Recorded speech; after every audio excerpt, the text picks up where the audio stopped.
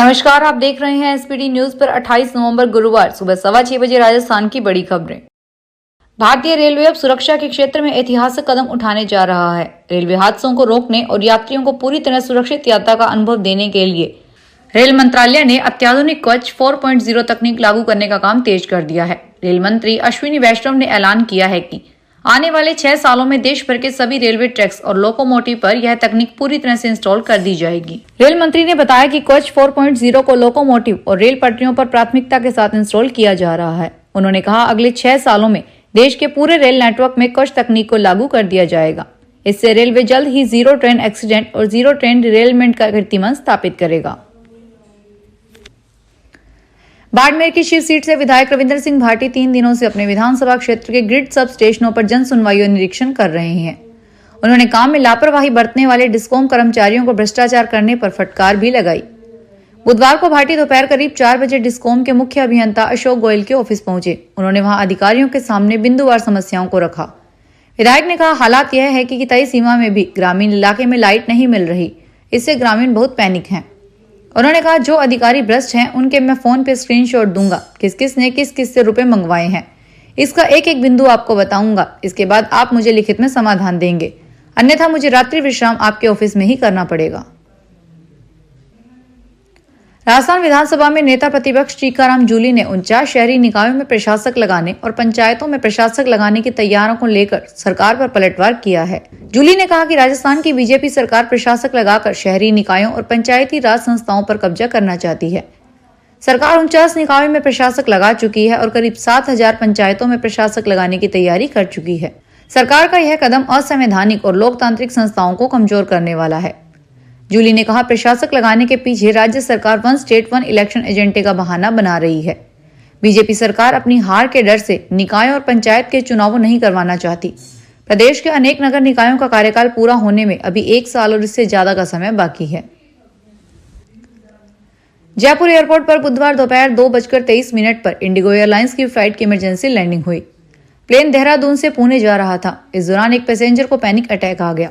ऐसे में जयपुर एयरपोर्ट पर प्लेन की लैंडिंग करवाई और यात्री को उतारा। करीब 2 घंटे बाद प्लेन जयपुर से टेक ऑफ हुआ। इसमें करीब 1 महीने पहले 25 अक्टूबर को विस्तारा एयरलाइंस की फ्लाइट की इमरजेंसी लैंडिंग हुई थी। यह प्लेन दिल्ली से हैदराबाद जा रहा था। जयपुर के करीब एक यात्री की तबीयत बिगड़ने पर प्लेन की इमरजेंसी लैंडिंग करवाई गई थी। राजस्थान में बीजेपी ऑनलाइन सदस्यता अभियान में पिछड़ गई है। यह अभियान 25 नवंबर को पूरा हो गया। राजस्थान बीजेपी को केंद्रीय नेतृत्व की ओर से 1 करोड़ मेंबर बनाने का टारगेट दिया गया था। इसे सीएम भजन लाल शर्मा ने 25 लाख बढ़ाकर 1 करोड़ 25 लाख कर दिया था। मीडिया रिपोर्ट्स के अनुसार सदस्यता अभियान की टाइमलाइन बढ़ाने और ऑफलाइन सदस्य बनाने की छूट मिलने के बाद भी प्रदेश बीजेपी तय लक्ष्य को हासिल नहीं कर पाई है। बताया जा रहा है कि तय टारगेट से करीब 40 लाख कम सदस्य बने हैं। प्रदेश बीजेपी 84,19,000 सदस्य ही बना सकी। इसमें से भी 60,19,000 सदस्य ऑनलाइन और 24 लाख सदस्य ऑफलाइन बने हैं। सुप्रीम कोर्ट ने कहा कि सिर्फ आरक्षण का फायदा उठाने के लिए किया गया धर्म परिवर्तन संविधान के साथ धोखा है। अदालत ने यह फैसला 26 नवंबर को उस केस में सुनाया जिसमें एक महिला ने क्रिश्चियन धर्म को अपना लिया था, लेकिन बाद में शेड्यूल कास्ट सर्टिफिकेट हासिल करने के लिए दावा किया कि वो हिंदू है। सुप्रीम कोर्ट ने याचिकाकर्ता की अपील को ठुकरा दिया और कहा कि इसे स्वीकार नहीं किया जा सकता। जयपुर में कलेक्टर ने अपने पावर की अगले साल के लिए 2 छुट्टियों का ऐलान किया है। ये छुट्टियां जनवरी और मार्च में होगी। नियमों के तहत हर कलेक्टर को अपने पावर से 2 छुट्टियां देने का अधिकार होता है। इसी के तहत जयपुर कलेक्टर ने इन छुट्टियों के आदेश जारी किए हैं। जयपुर कलेक्टर डॉक्टर जितेंद्र सोनी ने आदेश जारी करते हुए अगले साल 14 जनवरी 2025 मंगलवार को मकर संक्रांति पर और 21 मार्च शुक्रवार को शीतलाष्टमी पर जयपुर जिले की सीमा में स्थानीय अवकाश घोषित किया है। अजमेर की ख्वाजा मोइनुद्दीन चिश्ती की दरगाह में संकट मोचन महादेव मंदिर होने का दावा करते हुए अजमेर सिविल कोर्ट में लगाई गई याचिका कोर्ट ने सुनने योग्य माना है। यह याचिका हिंदू सेना के राष्ट्रीय अध्यक्ष विष्णु गुप्ता की ओर से याचिका लगाई गई है। सिविल जज मोहन चंदेल की बेंच ने सुनने योग्य माना और अल्पसंख्यक मंत्रालय, दरगाह कमेटी अजमेर और भारतीय पुरातत्व सर्वेक्षण विभाग को नोटिस देकर पक्ष रखने को कहा है। मामले में अगली सुनवाई 20 दिसंबर को होगी। याचिका में रिटायर्ड जज हरविलास शारदा की 1911 में लिखी किताब अजमेर हिस्टोरिकल एंड डिस्क्रिप्टिव का हवाला देते हुए दरगाह के निर्माण में मंदिर का मलबा होने का दावा किया गया है। साथ ही गर्भगृह और परिसर में एक जैन मंदिर होने की बात कही गई है। भरतपुर एसीबी ने रूपवास इलाके में कार्रवाई करते हुए वरिष्ठ पशु चिकित्सा अधिकारी सौरभ गुप्ता को 1000 की रिश्वत लेते गिरफ्तार किया है। पशु चिकित्सा अधिकारी पशुओं के 4 पानी लोन को सत्यापित करने के लिए 2000 की रिश्वत मांगी थी। सत्यापन के दौरान पशु अधिकारी ने 1000 की रिश्वत ले ली। बाकी 1000 रुपए रिश्वत लेते हुए से आज एसीबी ने पकड़ लिया। एसीबी के एडिशनल एसपी अमित चौधरी ने बताया कि परिवादी ने भरतपुर एसीबी चौकी पर उपस्थित होकर एक शिकायत दी थी कि उसके चारा पशुओं के लिए चारा पानी लोन फार्म को सत्यापित करने की एवज में senior veterinary officer Saurabh Kumar Gupta उससे 500 रुपए प्रति पशु के हिसाब से रिश्वत मांग रहे हैं। विपक्षी सांसदों ने बुधवार को वक्फ विधेयक पर जेपीसी की 8वीं बैठक का बहिष्कार किया। सांसदों ने आरोप लगाया कि जेपीसी के अध्यक्ष जगदम्बिका पाल जैत प्रक्रिया पूरी किए बिना ही 29 नवंबर की समय सीमा तक कार्यवाही खत्म करके मसौदा रिपोर्ट लोकसभा में पेश करना चाहते हैं। पाल के इस फैसले का सभी विपक्षी दलों ने बहिष्कार किया। हमारी मांग जेपीसी की समय सीमा बढ़ाने की है।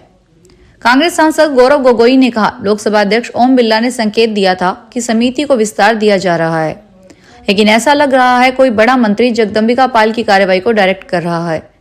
आप सांसद संजय सिन्हा ने कहा कि स्पीकर ने हमें आश्वासन दिया था कि वे जेपीसी का समय बढ़ा देंगे, लेकिन अब उन्होंने कहा कि मसौदा रिपोर्ट पेश करने के लिए तैयार है।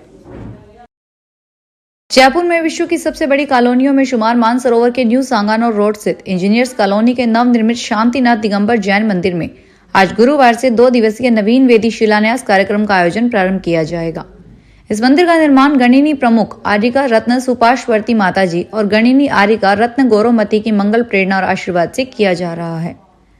संस्थापक सदस्य कमल चंद छाबड़ा ने बताया कि गुरुवार को शाम 7:30 बजे से जयपुर मिष्ठान और भक्तामर स्रोत पाठ से शिलान्यास समारोह का प्रारंभ किया जाएगा। राजस्थान के 49 शहरी निकायों के बाद अब प्रदेश की 6759 ग्राम पंचायतों में प्रशासक लगाने की तैयारी की जा रही है। निकायों की तर्ज पर पंचायतों के वार्डों के परिसीमन पर भी विचार किया जा रहा है। इन ग्राम पंचायतों का जनवरी में कार्यकाल पूरा हो रहा है। इससे पहले अब चुनाव के आसार नहीं है। सरकार ने शहरी निकायों और पंचायतों के चुनाव एक साथ करवाने के लिए अभी फैसला नहीं किया है। उधर राज्य निर्वाचन आयोग ने जनवरी में चुनाव करवाने की तैयारी शुरू करते हुए हर पंचायत में वोटर लिस्ट अपडेट करने के लिए प्रज्ञक लगाने के आदेश दिए हैं। जालोर झालावाड़ ग्रीनफील्ड एक्सप्रेसवे समेत प्रदेश के 8 अन्य अहम प्रोजेक्ट की क्रियान्विति के लिए कवायद तेज है। इन सभी कॉरिडोर के लिए डीपीआर के लिए कार्य योजना तैयार हो चुकी है। विभागीय जानकारी के अनुसार प्रोजेक्ट की डिटेल प्रोजेक्ट रिपोर्ट तैयार करने का काम 18 माह में पूरा किया जाना है। मुख्यमंत्री बजट घोषणा में घोषित प्रदेश के 8 ग्रीनफील्ड एक्सप्रेसवे अहम हैं, तो इन सभी कार्यों के लिए यह कार्य तय अवधि से पहले पूरा करने का प्रयास है। सब कुछ ठीक रहा तो प्रोजेक्ट के लिए धरातल पर आगामी 2 साल में काम नजर आने लग जाएगा। राजस्थान राज्य भारत स्काउट एंड गाइड मंडल मुख्यालय जयपुर 9 से 13 जनवरी तक जयपुर में मिनी जम्बूरी आयोजित करेगा। जयपुर के गोनेर रोड स्थित गोविंदपुरा रोपाड़ा में सशक्त युवा विकसित भारत की थीम पर आयोजित होने वाले कार्यक्रम में जिला जयपुर, जयपुर ग्रामीण, तुद्दू और कोटपुतली बहरोड के 3000 से अधिक स्काउट गाइड्स भाग लेंगे। श्री राष्ट्रीय राजपूत करनी सेना के सुखदेव सिंह गोगामेडी की पहली पुण्यतिथि पर अष्टधातु की प्रतिमा राजस्थान के गोगामेडी गांव में लगाई जाएगी। यह घोषणा हिसार में उनकी पत्नी शीला शेखावत ने की। शीला शेखावत सुखदेव सिंह गोगामेडी की जगह संगठन की कमान संभाले हुए है। वह श्री राष्ट्रीय राजपूत करनी की राष्ट्रीय कार्यकारी अध्यक्ष है। हिसार की राजपूत धर्मशाला में आयोजित प्रेस वार्ता में शीला शेखावत ने कहा, 5 दिसंबर को राजस्थान के हनुमानगढ़ जिले में स्थित गोगामेडी गांव में सुखदेव सिंह गोगामेडी की अष्टधातु की 8 फुट की प्रतिमा लगाई जाएगी। यह प्रतिमा सुखदेव सिंह गोगामेडी के समाज हित में कार्यों की याद दिलाती है। फिलहाल बड़ी खबरों में इतना ही। ताजा खबरों को देखने के लिए चैनल को सब्सक्राइब करें। देखते रहिए एसपीटी न्यूज। धन्यवाद।